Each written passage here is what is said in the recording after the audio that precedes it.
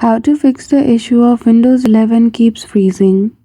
Hello everyone, welcome back to our channel, and today we are back again with a new video.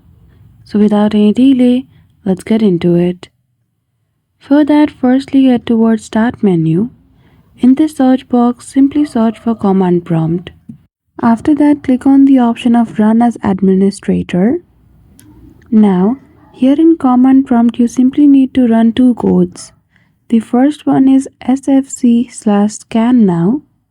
After you have run this code, click enter and then after restart your PC.